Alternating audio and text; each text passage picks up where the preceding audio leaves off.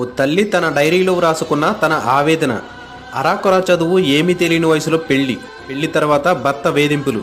ఇద్దరు పిల్లలు పుట్టిన తర్వాత ఆ ఇద్దరు పిల్లలతో సహా భర్త ఇంటి నుండి బయటికి గెంటివేయబడ్డ ఒక అభాగ్యురాలు.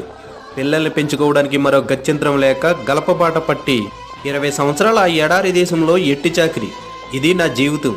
ఇప్పుడు నా వయసు 60 సంవత్సరాలు.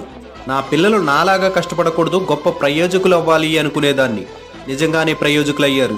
ఎంతలా అంటే నేను కట్టిన ఇంటి నుండి నన్నే బయటకు గెంటేసే అంత. ఇప్పుడు నాకు ఉండడానికి ఇల్లు లేదు, 2 పూట్ల తినడానికి తిండి లేదు, మందులు కొనుక్కోవడానికి కూడా డబ్బులు లేవు.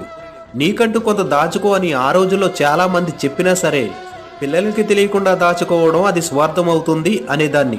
నాలాగా ఎవరి జీవితం అవ్వకూడదు. ప్లీజ్ మీ జాగ్రత్తలో మీరు ఉండండి. చీకటిలో కూడా నీ నీడ నిన్ను ఒంటరిగా వదిలేస్తుంది. స్వార్థంతో నిండిపోయిన ఈ మనుషులు నిన్ను ఒంటరిగా వదిలేయరు అని నమ్మితే అది నీ తప్పే అవుతుంది.